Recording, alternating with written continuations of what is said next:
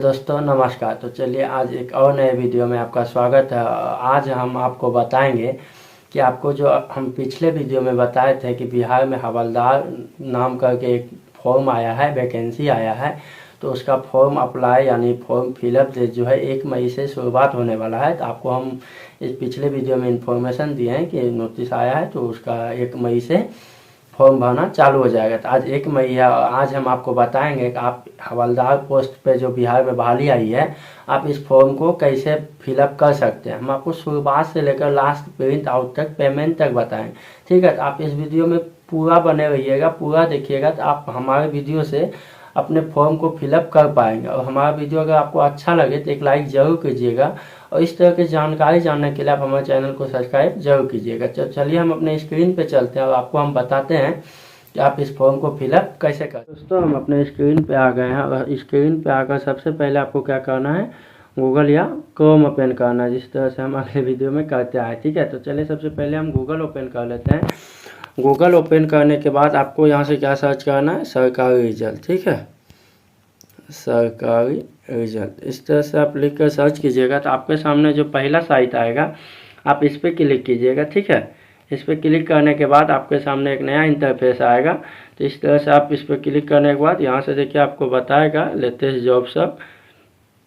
इसके बाद आप इसको स्क्रॉल अप कीजिएगा तो आपको बताए थे 3 सेक्शन मिलेगा, रिजल्ट, एडमिट कार्ड और लेटेस्ट जॉब। तो हमको जॉब से मतलब है, यानी जॉब के बारे में हमको जानना है, फिलअप करना है। तो यहाँ से हम जॉब वाले ऑप्शन में आएंगे, लेटेस्ट जॉब वाले सेक्शन में आएंगे। अभी देखिए यूपी पुलिस में होगी 1 लाख नई भर्तियाँ, इसके बारे में भी हमने आपको बता चुका है। सीआरपीएफ के बारे में भी हम बता चुके हैं, रेलवे एलएलपी के बारे में भी। देखिए यहाँ है बिहार बीपीएसएससी बिहार पुलिस हवलदार इंस्ट्रक्शन ऑनलाइन फॉर्म 2026 स्टार्ट। तो आप यहाँ पे क्लिक कीजिएगा बिहार हवलदार वाले पे। इस तरह से क्लिक करने के बाद आपके सामने एक नया इंटरफेस आएगा। तो हम आपको ये पहले बता चुके थे इसका जो भी इंस्ट्रक्शन था। ठीक है, इसमें क्या है, 1 मई से फॉर्म भरना शुरुआत हुआ है और 1 जून तक फॉर्म भराएगा। इसमें अगर मिनिमम एज देखा जाए तो 18 साल था और मैक्सिमम एज देखा जाए तो 42 साल था। ठीक है, उसके अलावा भी कैटेगरी के हिसाब से हल्का छूट मिल सकता है। तो चलिए अब हम आगे बढ़ते हैं, इसको स्क्रॉल अप करते हैं। स्क्रॉल अप करने के बाद यहाँ से देखिए वही बता रहा है कि अप्लाई डेट 1 मई से चालू और लास्ट डेट 1 जून को है। तो आप 1 मई से 1 जून तक भर सकते हो। इसका जो अप्लीकेशन फ़ी है यानी फॉर्म भरने में जो पैसा लगा है वो मात्र 100 रुपया लगा है। ठीक है, जो कि बहुत ही कम है और बहुत ही अच्छा है। यहाँ से आप जो पेमेंट कर सकते हैं ऑनलाइन मेथड से कर सकते हैं, यानी ऑनलाइन कोई भी debit card, credit card, internet banking. Total post आपको हम बता चुके थे कि 122 है। ठीक है, मिनिमम एक 18 साल है और मैक्सिमम 42 साल है। इस तरह से इसको स्क्रॉल अप कीजिएगा। स्क्रॉल अप करने के बाद यहाँ से आप देख सकते हैं किस पोस्ट में और किस कैटेगरी में कितना सीट है, या आप अपने से देख लीजिएगा। और कैटेगरिया मतलब एलिजिबिलिटी कैटेगरिया भी आप पता कर सकते हैं कि इसके लिए कौन कौन फॉर्म भर सकता है। तो जो भी इंटरमीडिएट यानी जो भी 12th पास है वो इस फॉर्म को भर सकता है, 10+2। ठीक है, इस तरह से आप इसको स्क्रॉल अप कीजिएगा। स्क्रॉल अप करने के बाद देखिए इसमें क्या क्या है। तो मतलब सबसे पहले आपका चेस्ट, ठीक है, चेस्ट जो है 81 से 86 लिया जाएगा और हाइट जो है 165 सेंटीमीटर लिया जाएगा। वो किसके लिए है, तो अंडर रिजर्व यानी जनरल के लिए और बीसी मेल के लिए।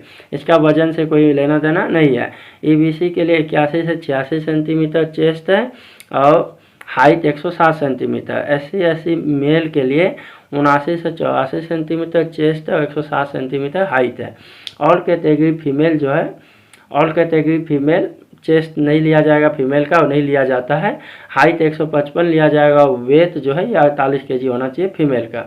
यहाँ से आप ये समझ सकते हैं कि इसमें जो रनिंग होगा फिजिकल एलिजिबिलिटी टेस्ट, तो आप यहाँ से ये पता कर सकते हैं कि रनिंग जो है मेल के लिए 1.6 किलोमीटर का होगा, 6 मिनट टाइम मिलेगा।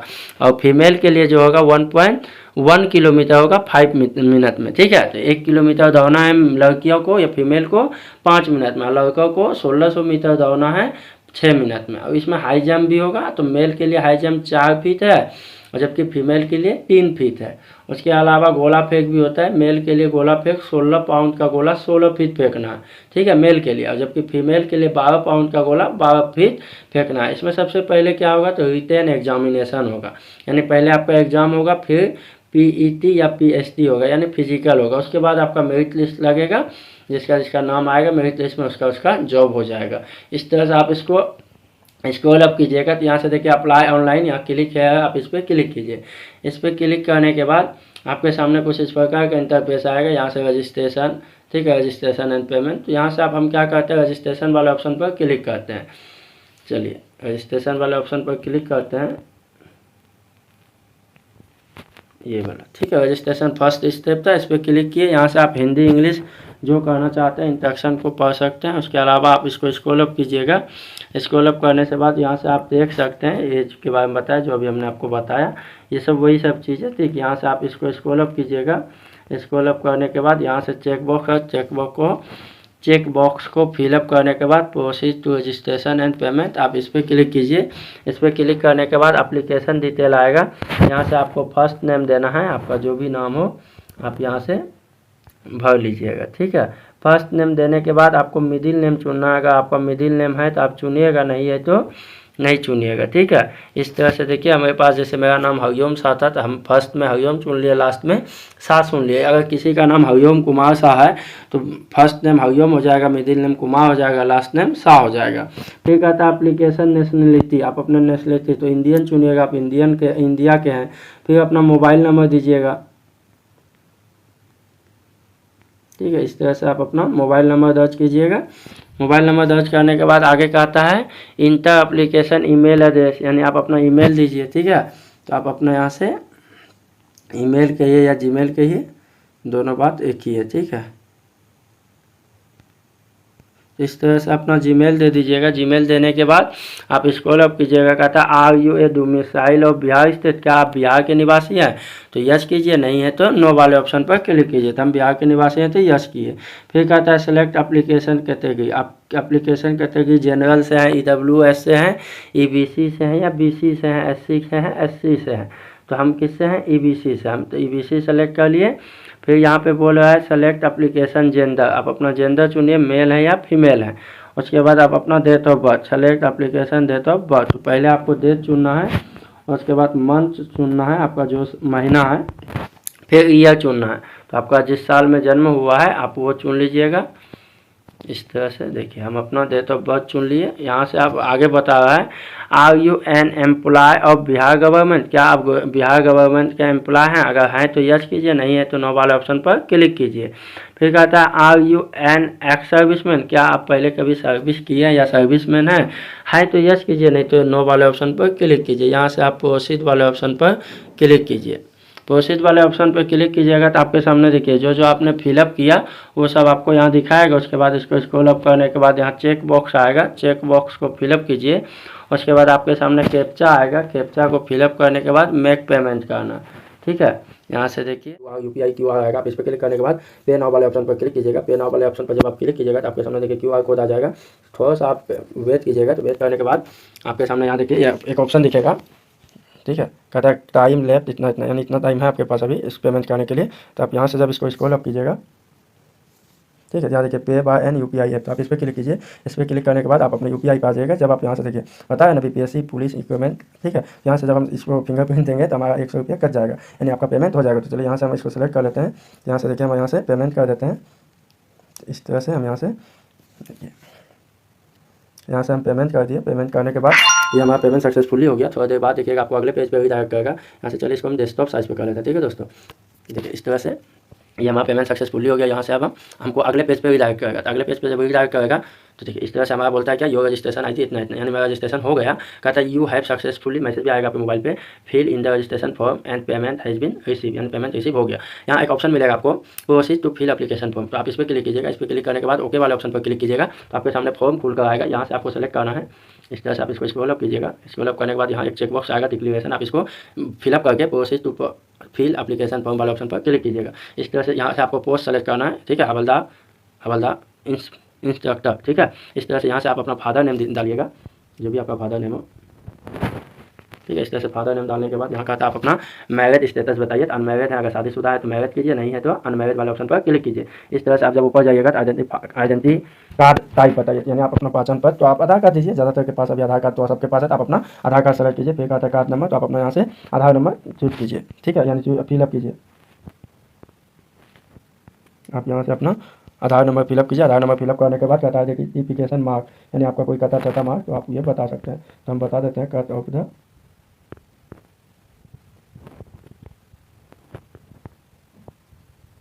ठीक है। तो हम अपना कटा हुआ दाग बता दें, आपका कटा हुआ है लेफ्ट फुट, हम लिखे cut off the left foot. इस तरह से कहता है are you a ward of freedom fighter, क्या आप फ्रीडम फाइटर हैं? तो यस या नो, यानी आप उसके वंशज है, यस करना का है तो नहीं है तो नो, हम नहीं है तो नो वाले ऑप्शन पर क्लिक किए। आप लोग भी ज़्यादातर उम्मीद है नहीं होंगे। यहाँ से कहता है मेट्रिकुलेशन 10th SSC माट्रिकुलेशन, यानी आपको यहाँ से यूनिवर्सिटी और इंस्टीट्यूशन का नाम चुना है। तो आप BSEB चुनिएगा, अगर आप बिहार बोर्ड से एग्जाम दिया है तो, ठीक है, BSEB ये सेलेक्ट करने के बाद आपके सामने यहाँ आएगा पासिंग सर्टिफिकेट नंबर, यानी आप जो पास किए आपका जो भी सर्टिफिकेट नंबर आप यहाँ से डाल सकते हैं, ठीक है। इस प्रकार से आप अपना सर्टिफिकेट नंबर डालिएगा। यहाँ से फिर आप अपना डेट चुनेगा, उस कब इशू हुआ था, जो आपका सर्टिफिकेट है वो कब इशू हुआ था, हम अपना सेलेक्ट कर लेते हैं। चलिए इस तरह से आप सेलेक्ट कीजिएगा। उसके बाद यहाँ पे 10+2 के बारे में आपको बताना है कि किस बोर्ड से किया है। तो अगर बिहार बोर्ड से किया है तो BSEB सेलेक्ट लिखिएगा, ठीक है। अगर आप CBSE से किया है तो CBSE लिखिएगा। यहाँ से आप अपना सर्टिफिकेट नंबर डालिएगा, ठीक है। इस तरह से फिर आप इसका भी डेट ऑफ बर्थ सेलेक्ट कीजिएगा, यानी आप 21 तारीख को इशू हुआ था तो उसमें लिखा रहता है। आप जब अपना 12th का मार्कशीट निकालिएगा ना या फिर 10th का, तो उसमें लिखा हुआ रहता है, आपको ये दिख जाएगा। यहाँ से हम सेलेक्ट करिए। अगर आप ग्रेजुएशन का देना चाहते हैं तो दीजिए, नहीं तो छोड़ दीजिए। लेकिन मैट्रिक 10th और 12th आपको देना होगा। देखिए लाल स्टार है ना, तो ये आपको निहाय जरूरी है, देना ही होगा। यहाँ से आपका था हाउस नंबर अगर आपका है तो दीजिए, ये भी देना ही होगा। क्या कि देखिए जहाँ जहाँ लाल है ना तो वहाँ तो आपको देना ही देना है। फिर कहता है स्टेट मोहल्ला, यानी अपने गाँव का नाम लिखिए, आपका जो गाँव है या जो शहर है, ठीक है, आप जहाँ रहते हैं उसके बारे में आपको यहाँ बताना है। उसके बाद आप इसको आगे स्क्रॉल अप कीजिएगा, कहता है विलेज टाउन, अपना विलेज का नाम बता दीजिए या फिर टाउन का नाम बता दीजिए। तो आप विलेज का नाम भी बता सकते हैं, टाउन का भी। तो चलिए इस तरह से कहता है नियरेस्ट पुलिस ऑफिस, तो आप अपना पोस्ट ऑफिस बता दीजिए।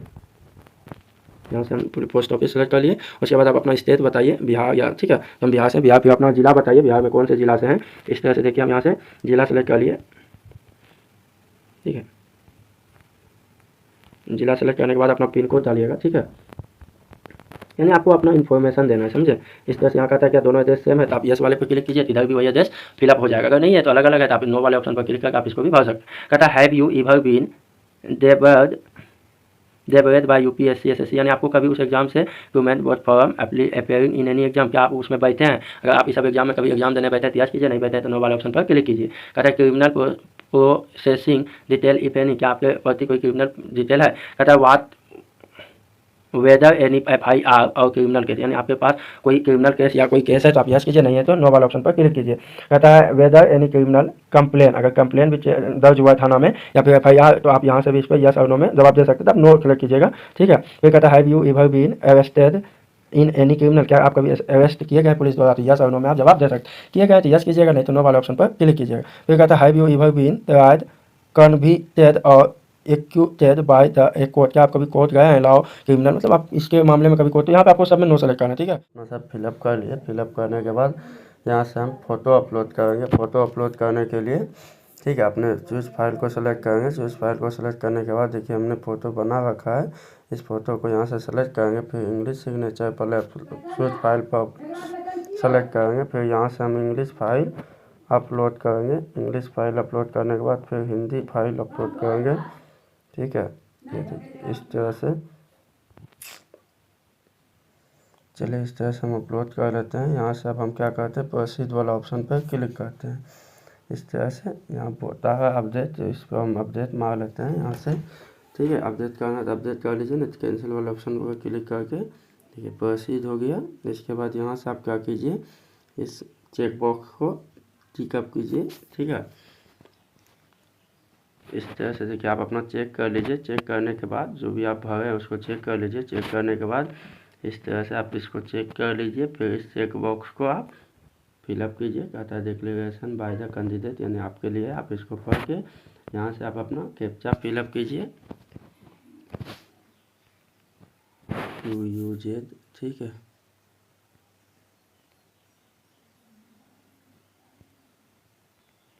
इस तरह से कैप्चा फिलअप करने के बाद सबमिट एप्लीकेशन पर क्लिक कीजिए। सबमिट एप्लीकेशन पर क्लिक करने के बाद कहता है वेरीफाई द डिटेल, ओके कीजिए, फिर ओके वाले ऑप्शन पर क्लिक कीजिए। इस तरह से आपका फॉर्म फिलअप हो जाएगा। अब यहाँ से बोला है प्रिंट, तो आप इस प्रिंट वाले ऑप्शन पर क्लिक कीजिएगा, तो यहाँ से आपका फॉर्म प्रिंट हो जाएगा, ठीक है। इस तरह से देखिए आपके सामने फॉर्म मतलब क्या कहते हैं, फॉर्म आपका फिलअप हो गया। यहाँ से आप देखिए इस तरह का फाइल आएगा। आप इस PDF वाले पे क्लिक कीजिए। PDF वाले पे क्लिक करके इसको आप सेव वाले ऑप्शन पर क्लिक कीजिए। सेव करने के बाद ये आपके फाइल में सेव हो जाएगा। तो चलिए हम आपको दिखाते हैं कि सेव कैसे होगा। ठीक है, तो यहाँ से हम बैक चले जाते हैं। बैक जाने के बाद अपना फाइल खोल लेते हैं। ये देखिए ये मेरा फाइल है। फाइल में से हम अपने डाउनलोड वाले सेक्शन में, या देखिए सबसे पहले यही दिखा है, तो हम इसको क्लिक किए। क्लिक करने के बाद देखिए हमारा ये फॉर्म फिलअप हो गया, प्रिंट आउट निकल गया। तो इस तरह से आप अपना फॉर्म भर सकते हैं। ठीक है, अगर कोई दिक्कत हो तो आप कमेंट में बताइएगा। दिक्कत नहीं होना चाहिए। आप अगर वीडियो को शुरू से लास्ट तक देखिएगा तो आप भी ये वीडियो आपके फॉर्म फिलअप में बहुत ज़्यादा हेल्प करेगा। ठीक है।